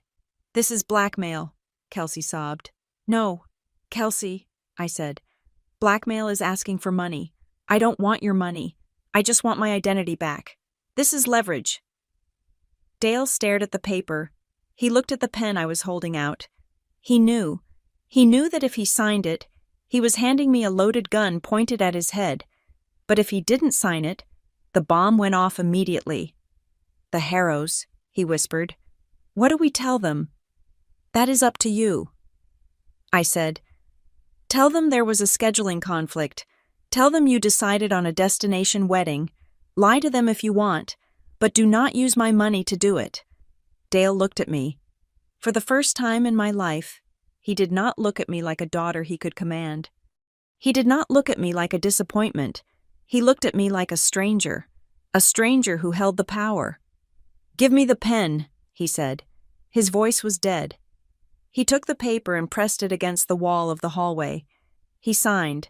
Then he handed the pen to Marianne. She signed, her hand shaking so badly the signature was barely legible. You too, Kelsey, I said. You made the Photoshop file. Kelsey looked at me with pure hatred. I hate you, she whispered. I hope you die alone in this ugly apartment. "Sign it," I said. She signed. I took the paper back. I checked the signatures. I folded it and put it back in my pocket. "Get off my property," I said. "Wren," Marianne started, a last-ditch attempt at a sob story. "Goodbye, Mother," I said. I stepped back and closed the door. I threw the deadbolt. I listened. I heard them standing there for a long moment. Then, I heard the heavy, defeated footsteps of 3 people walking toward the elevator. I leaned my forehead against the cool wood of the door. My heart was pounding, but my hands were steady. I had won the battle. I had secured the perimeter. But Dale's slip of the tongue was nagging at me. That money it was supposed to be. He hadn't been talking about my savings. He had been talking about a source. I pushed away from the door. I wasn't done. The audit had just found a new discrepancy. I needed to dig deeper. I needed to find out what "supposed to be" meant. And I had a feeling the answer wasn't in my apartment. It was in the past. The silence in my apartment after my family left was not the peace of victory. It was the heavy, suffocating quiet of a crime scene after the police have gone. I stood in the hallway for a long time, staring at the deadbolt I had thrown, listening to the phantom echo of my father's voice. It was supposed to be, that sentence was a loose thread in a sweater. If you pulled it, the whole garment would unravel. Dale Monroe did not speak in abstract poetry. He spoke in justifications. If he believed that $85,000 was supposed to be his, it wasn't because he felt entitled as a father. It was because he believed he had a legal, or at least a structural, claim to it. I couldn't sleep. The adrenaline was metabolizing into a cold, hard curiosity. I went to the closet in the second bedroom, which I used as a home office. On the top shelf, pushed behind a stack of tax returns from 2018, was a plastic file box. It was labeled Legacy. It contained the papers that didn't fit into the digital cloud original birth certificates, my Social Security card, and a thick manila envelope containing the personal effects of my grandmother. Evelyn Parker. Evelyn was my mother's mother, but she was nothing like Marianne. Evelyn was sharp, frugal, and unsentimental. She had been the only person in the family who looked at me and saw a person, not a utility. She had died 7 years ago. I remembered the funeral. I remembered Dale and Marianne crying loudly in the front row, a performance of grief that seemed designed for the audience behind them. I opened the box. The smell of old paper and lavender sachets drifted out. I dug through the envelope. There were photos of me as a child, sitting on Evelyn's lap.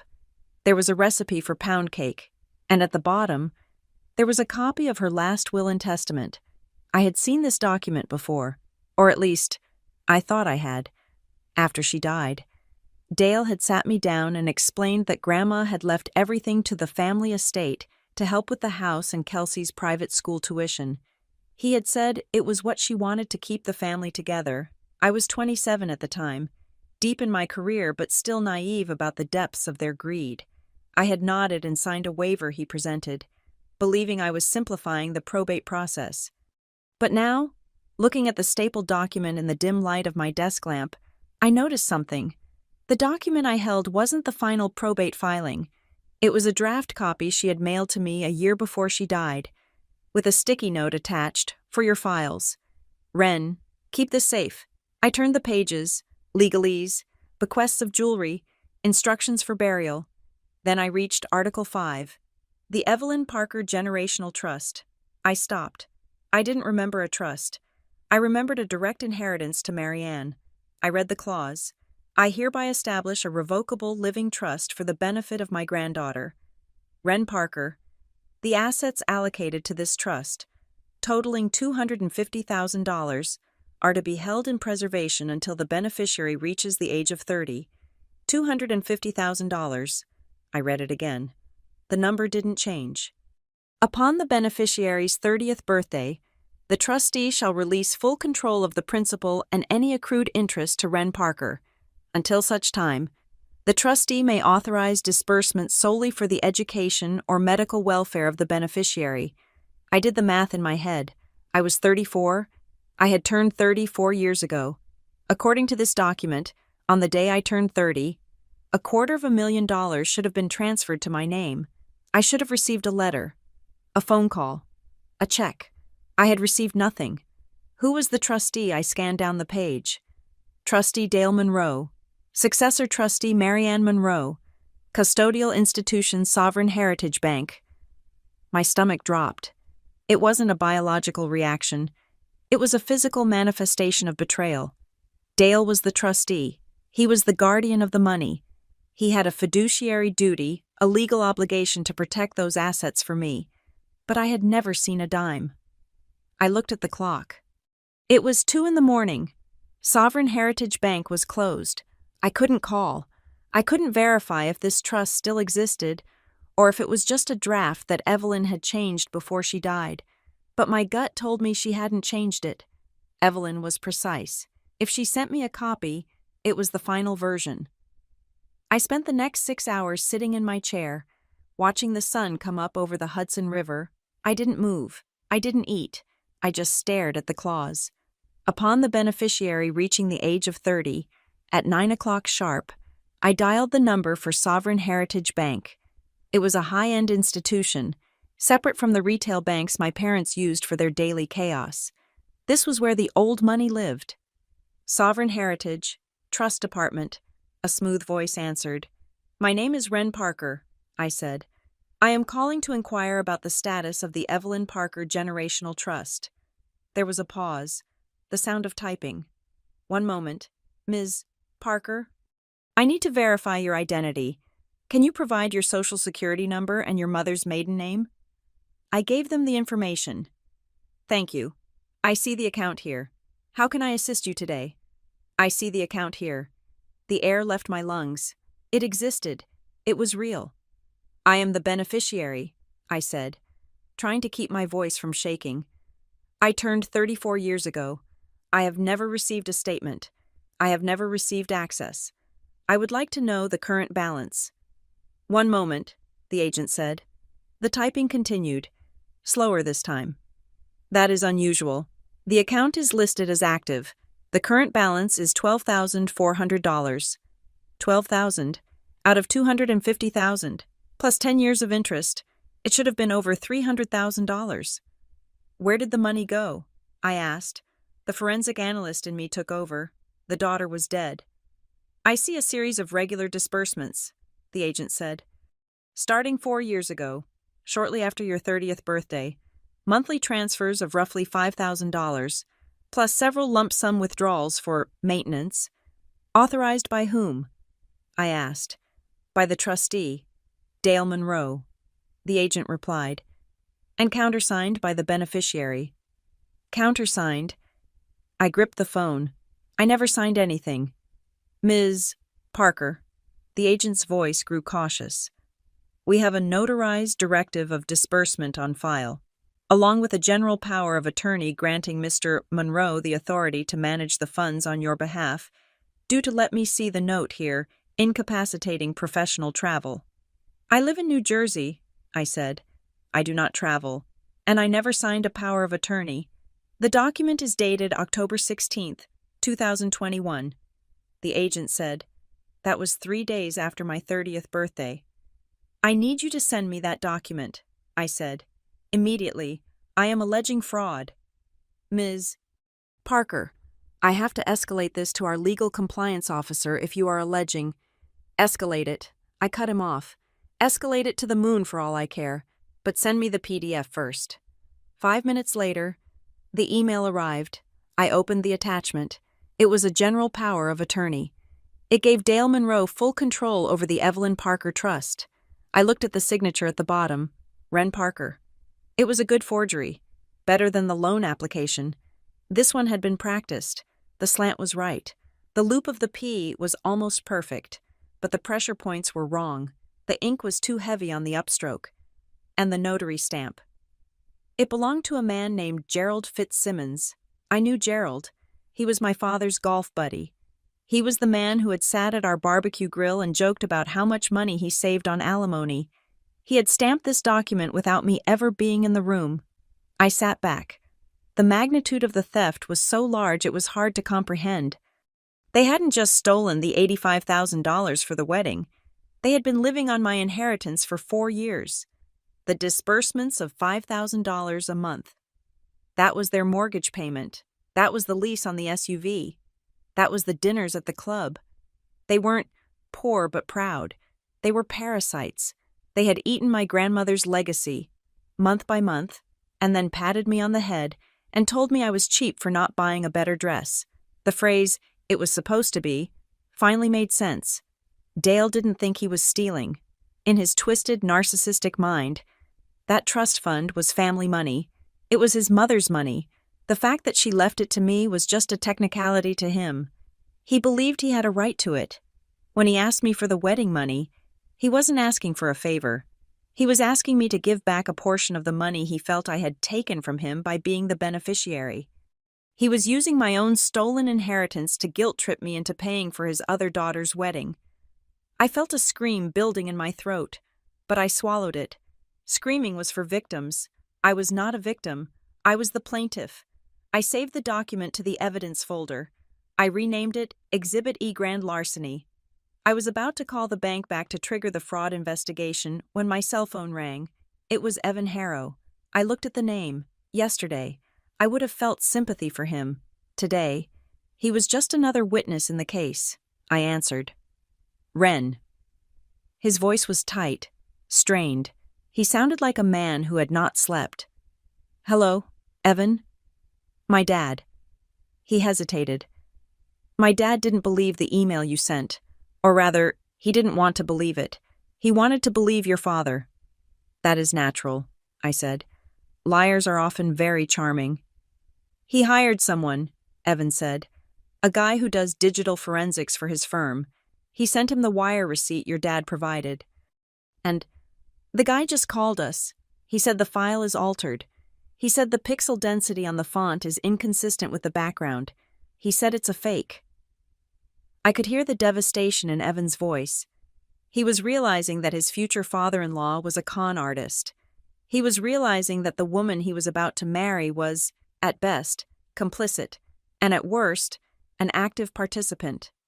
"I am sorry, Evan," I said, and I was. "I am sorry you had to find out this way." "Dad is furious," Evan whispered. "He is talking about calling the police. He is talking about suing for the money we already spent on the rehearsal dinner bookings. He wants to know how deep this goes." "It goes deeper than you think," I said. "Tell him it isn't just a wedding deposit. It involves a trust fund, identity theft, and bank fraud spanning 4 years." There was silence on the line, then a sharp intake of breath. "Ren, are you serious?" "I have the documents," I said. "I have the forged power of attorney. I have the bank statements showing the theft. I have the admission they signed last night." "They signed an admission?" "Yes." "What do you want me to do?" Evan asked. He sounded lost. "The wedding is in 3 days, or it was supposed to be." I looked at the notice of financial separation on my desk. I looked at the Exhibit E file on my screen. I wasn't the scared little girl at the dinner table anymore. I wasn't the forensic analyst hiding behind a screen. I was the executioner. "I don't want to meet at a coffee shop," I said, "and I don't want a casual chat." "Okay," Evan said. "What then?"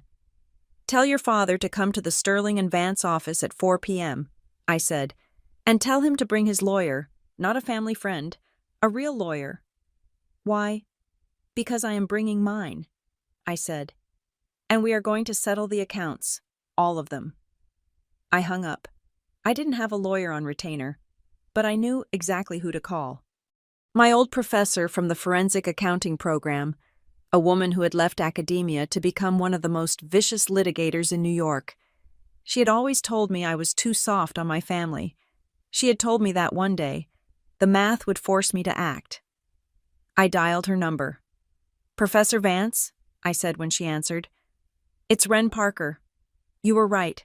The numbers don't lie, and I am ready to file the complaint." I stood up and walked to the window. The city looked different today. It looked sharper. They had stolen my past. They had tried to steal my future. But they had forgotten one thing. They had paid for my education. They had sent me to the very schools that taught me how to catch people like them. In a way, it was poetic. Dale Monroe had funded his own destruction. The conference room at Sterling and Vance was designed to intimidate. It was situated on the 42nd floor, wrapped in floor-to-ceiling glass that offered a panoramic view of Manhattan, a view that usually cost $500 an hour to look at. The table was a slab of polished mahogany long enough to land a small aircraft on. The air smelled of expensive coffee and leather bindings. I sat at the head of the table. To my right sat Eleanor Vance, my former professor and current legal counsel.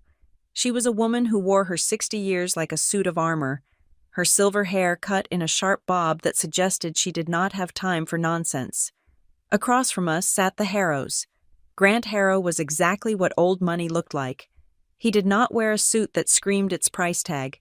He wore a tweed blazer that was probably 20 years old and tailored in London. He sat with a stillness that was unnerving. Next to him was Evan.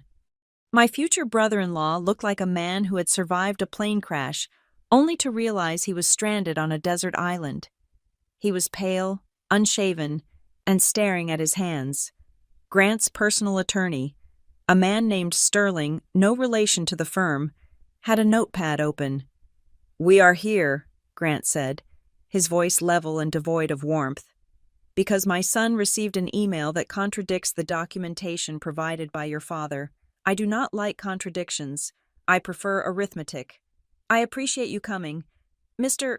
Harrow," I said. I prepared a... The heavy oak doors of the conference room swung open with a violent thud. I did not flinch. I had expected this. Dale, Marianne, and Kelsey marched into the room. They must have tracked my phone. Or perhaps Evan had been too weak to keep the location secret when they inevitably bombarded him with calls. Dale looked like a man on the verge of a cardiac event. His face was a mottled red, his tie was askew, and he was carrying a briefcase that looked far too heavy for him. Marianne was right behind him, her eyes darting around the room, assessing the furniture as if calculating its liquidation value. Kelsey brought up the rear, wearing large sunglasses indoors, likely to hide the evidence of a day spent crying. "This is a farce," Dale announced. Ignoring the fact that he was crashing a private legal meeting, he looked at Grant, putting on a smile that was terrifying in its falseness. "Grant, I apologize. My daughter Wren has been under a significant amount of stress. She is not herself. She is acting out. We should not be involving lawyers in a family misunderstanding." Grant Harrow did not stand up. He did not smile back. He simply adjusted his glasses and looked at my father. "It is not a misunderstanding, Dale," Grant said. "It is an audit. Sit down." The command was spoken softly, but it had the weight of a gavel. Dale froze. He looked at the empty chairs, then at me. He sat, Marianne and Kelsey huddled next to him, forming a defensive line. "She is jealous," Marianne whispered loudly to Evan. "You know how she is. Evan, she has always been jealous of Kelsey. She is trying to ruin the wedding because she cannot find a husband herself." Evan did not look up. "Ms. Parker," Grant said, turning his attention back to me. "You claimed in your email that you paid the deposit, and that the wire receipt your father provided to me is a forgery. Proceed." I opened the folder in front of me. I didn't use a projector. I wanted physical paper. There is something undeniable about hard copies. I slid the first document across the mahogany surface. "Exhibit A," I said. "This is the official transaction record from Marrowstone Manor's payment portal. You will see the timestamp July 14th, 10:15 in the morning. You will see the payment method Visa Infinite card ending in 4092. You will see the cardholder name Wren Parker." Grant picked up the paper. He read it. He passed it to his lawyer. "Exhibit B," I continued, sliding the next sheet. "This is my credit card statement for the month of July. Line item 4, Marrowstone Manor, $85,000, status paid." Grant looked at it. He looked at the account number. He nodded. "Now," I said. "Exhibit C." I slid the screenshot of the file, Wire Confirmation Harrow. Family, PDF across the table. Next to it, I placed the technical analysis report I had generated. This is the document my father emailed to you. Mr. Harrow. It purports to be a wire transfer from a Bank of America account belonging to Dale and Marianne Monroe. However, if you look at the metadata analysis on the second page, you will see the file was created in Adobe Photoshop. The font used for the sender's name is Arial, while the bank's system font is Helvetica. The kerning on the numbers is irregular, and the author of the file is listed as Kelsey Monroe. The room went silent. The only sound was the hum of the air conditioning. Grant picked up the analysis. He looked at Dale. Dale, Grant said, did you send a wire transfer to Marrowstone Manor? Dale wiped sweat from his upper lip. I authorized the payment. Wren handled the logistics. It was a delegation issue. I told her to pay it, and I would reimburse her. The receipt we just wanted to make sure you had a record for your files. It was a placeholder. A placeholder, Grant repeated. A placeholder is a note. This is a bank document. It has a transaction number, a fake transaction number. It was just to speed things up, Kelsey blurted out. She pulled her sunglasses off. Her eyes were swollen. You guys are so obsessed with money, I just wanted the venue booked. I changed the name on the PDF so you would respect us if you knew Wren paid. You would think my dad was broke, and you would look at us like we were trash. The silence that followed was absolute. Kelsey covered her mouth, realizing too late that she had just confessed. So, Grant said, his voice dropping 10 degrees, you forged a financial instrument to induce me to believe your family had liquidity in order to secure my approval for the union. Is that correct? It is not like that, Marianne cried. We have assets. We have the house. We have the club membership. It is just a temporary cash flow issue. Cash flow, I said, cutting in. Let us talk about cash flow. I looked at Eleanor Vance. She nodded. I reached into the folder again. Mr. Harrow, I said, you might be wondering why my father was so desperate to prove his wealth to you. You might be wondering why he needed this wedding to happen at such an expensive venue. I slid the email chain about the investment opportunity across the table. My father has been soliciting you for a $500,000 investment into a private equity fund, I said. Grant nodded slowly. We were scheduled to sign the papers next week, after the wedding. There is no fund, I said. There is no private equity deal. What? Dale shouted, standing up. You are lying. You are out of your mind. Sit down. Mr. Monroe, Eleanor Vance said. Her voice was like a whip crack. Dale sat. I slid the bridge loan application across the table. This is Exhibit D, I said. A loan application to Northbridge Credit for $50,000. Submitted 3 days ago. The purpose listed is debt consolidation. The primary applicant is Dale Monroe. The co-applicant is Wren Parker. I pointed to the signature block. I did not sign this, I said. My father forged my electronic signature. He did this because his credit cards are maxed out, and his home equity line of credit is at 99% utilization. Grant Harrow picked up the loan application. He looked at the numbers. He was a man who understood leverage. He saw the picture immediately. You are insolvent, Grant said to Dale. It wasn't a question. You are bankrupt, and you were going to take my $500,000 to pay off your bad debt. No, Dale pleaded. It was an investment. I can turn it around. I just needed a little runway. You were going to steal from me, Grant said. Just like you stole from your daughter. I didn't steal from her. Dale pointed a shaking finger at me. It is family money. It all comes from the same pot. Let us discuss that pot, I said. I played my final card. I slid the documents regarding the Evelyn Parker Trust across the table, the will, the fake power of attorney, and the transaction history showing 4 years of embezzlement. This is Exhibit E, I said. My grandmother left me a trust fund, $250,000. My father, acting as trustee, has drained it to $12,000 over the last 4 years. He used a forged power of attorney to authorize the withdrawals. He used the money to pay for the country club, the lease on Kelsey's car, and the very suits he is wearing today. I looked at Evan. He was weeping silently. He wasn't making a sound, but tears were streaming down his face. He looked at Kelsey with a look that wasn't anger. It was horror. He was looking at a stranger. "Evan," I said gently, "the wedding wasn't a celebration. It was a collateralized debt obligation. They needed the wedding to get the investment. They needed the investment to stay out of foreclosure. And they needed my money to pay for the stage." Grant Harrow stood up. He did not yell. He did not throw a chair. He buttoned his tweed jacket. "This is material misrepresentation," Grant said. "It is fraud. It is larceny." He looked at Dale. "The wedding is canceled," Grant said. "The investment discussion is terminated. I will be instructing my legal team to review every interaction our families have had for the last year. If I find that I have paid for so much as a dinner based on fraudulent premises, I will sue you for restitution." "Grant, please," Dale begged, tears forming in his eyes. "Think of the kids. Think of our reputation at the club." "You do not have a reputation," Grant said. "You have a criminal record waiting to happen." Grant turned to his lawyer. "Sterling, take the files. Contact the district attorney's office regarding the attempted solicitation of funds under false pretenses, and notify the fraud department at Northbridge Credit." "You can't," Marianne shrieked. "You will send us to jail."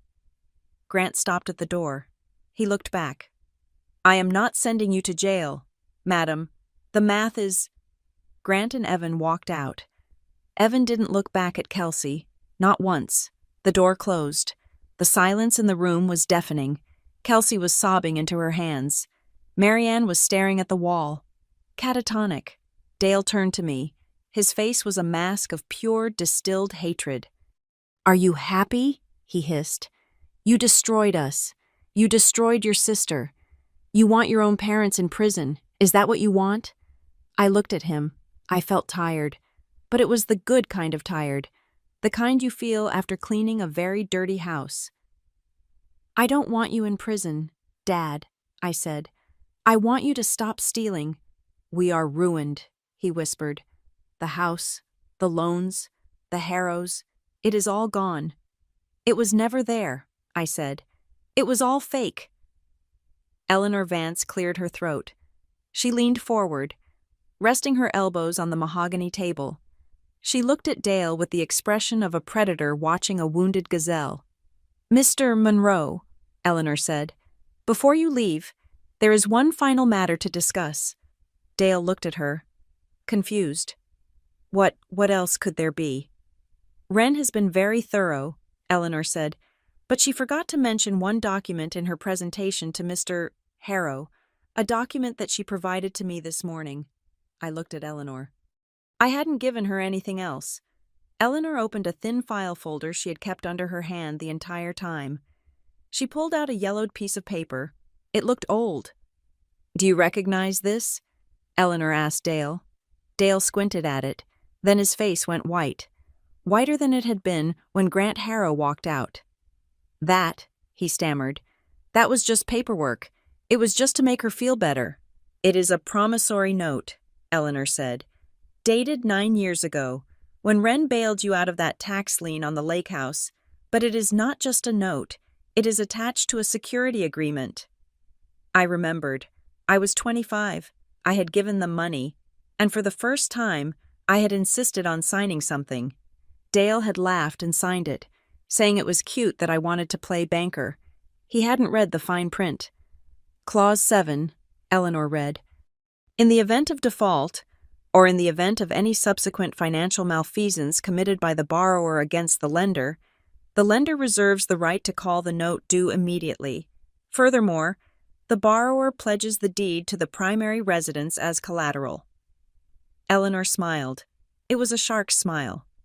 "You don't just owe the bank for the house, Mr. Monroe. You owe Wren. And since you just admitted to financial malfeasance in front of witnesses, Wren is now the primary lien holder on your home." Dale slumped into his chair. He realized, finally, that he hadn't just lost the game. He had lost the board. "This can end today," Eleanor said softly, "but it ends on Wren's terms." I looked at my father. The power had shifted completely. He wasn't the patriarch anymore. He was the tenant, and I was the landlord. The document lying on the mahogany table was not new. The paper had yellowed slightly at the edges, a testament to the 9 years it had spent sitting in a fireproof box in my closet. It was a promissory note and security agreement, dated from when I was 25 years old. Dale stared at it. He blinked, trying to reconcile the memory of the helpful daughter with the legal instrument in front of him. "You cannot be serious," Dale said, his voice trembling with a mix of fear and incredulity. "I remember signing this. You brought it over the day you paid the tax lien. You said it was just for your records. You said it was just so you felt secure. You told me it was a formality." "I told you it was an agreement," I corrected him. "You chose to treat it as a formality because you did not believe I would ever enforce it. You thought I was a safety net. You did not realize I was a lender." Eleanor Vance tapped her finger on Clause 7. "Let us be clear about the terms. Mr. Monroe," Eleanor said, her voice cutting through the room like a scalpel. "This agreement secures the loan against your primary residence. It also contains a bad boy guarantee. That is an industry term. It means that if the borrower commits any act of fraud, malfeasance, or gross financial negligence against the lender, the loan becomes immediately callable, the entire principal, plus interest, plus penalties." "I paid that tax lien back," Dale protested. "Mostly. I sent you checks." "You paid back $4,000 out of $8,000, I said. "And then you stopped. But the money isn't the issue.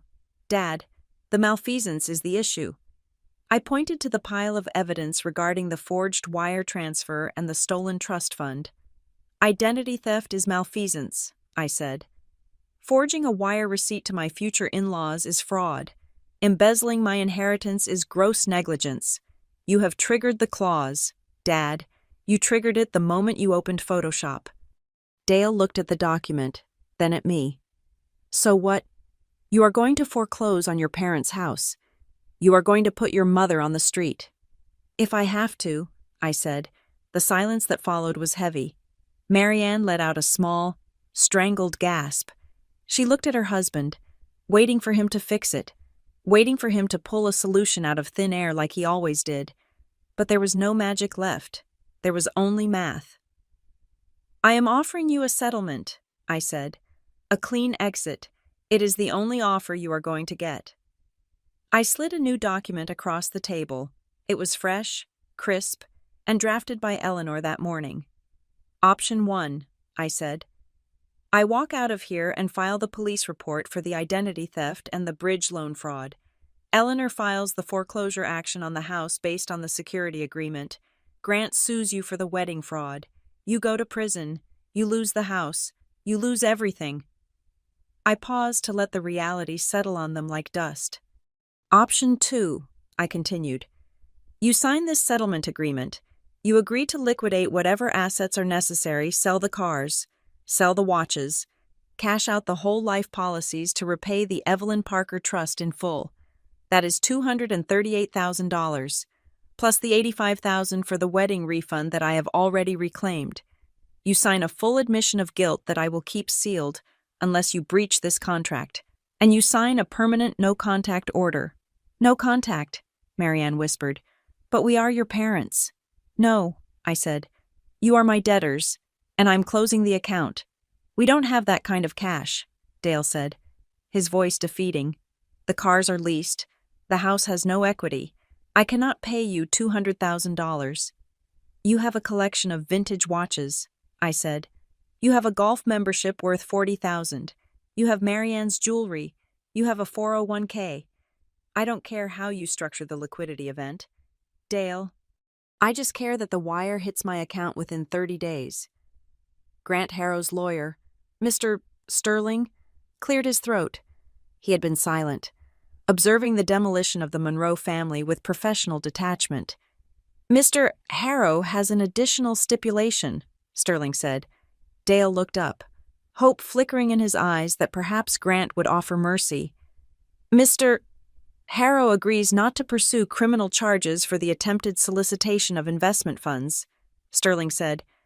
provided that two conditions are met. First, there is to be zero contact between any member of the Monroe family and the Harrow family, ever again. Second, regarding Ms. Kelsey Monroe. Sterling turned his gaze to my sister. Kelsey shrank in her chair. Ms. Monroe will immediately cease all public commentary regarding the wedding cancellation, Sterling said. If one post, one story, or one video appears on social media painting herself as a victim or disparaging the Harrow family, we will sue for defamation. Furthermore, we will release the forensic report proving she forged the bank wire to every brand she currently works with. Kelsey gasped. You can't do that. That is my career. Your career is built on trust, Sterling said coldly. And you are a proven forger. Choose wisely. Kelsey looked at me. Ren, please, tell them not to do that. I have brand deals pending. If I can't explain why the wedding is off. Tell them the truth, I said. Tell them you couldn't afford the aesthetic. Kelsey slumped.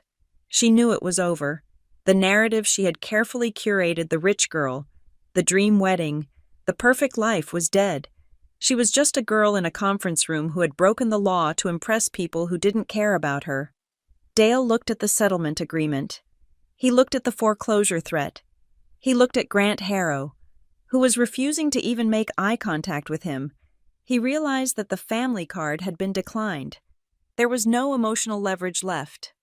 I wasn't his daughter in this moment. I was a creditor with a lien. Where do I sign? Dale asked. His voice was a whisper. Right there, Eleanor said, pointing to the line. And initial the clause acknowledging the debt. Dale took the pen. His hand shook. But he signed. Marianne signed next. Weeping softly, Kelsey signed last, refusing to look at the paper, signing her name as if she were signing an autograph for a fan she despised. One more thing, I said. As Eleanor collected the papers, I looked at Dale. The $85,000, I said. The refund hit my account this morning, but there were transaction fees, and there was the cancellation penalty, $4,250. I will add it to the trust repayment, Dale muttered. No, I said. I want that now. Write a personal check.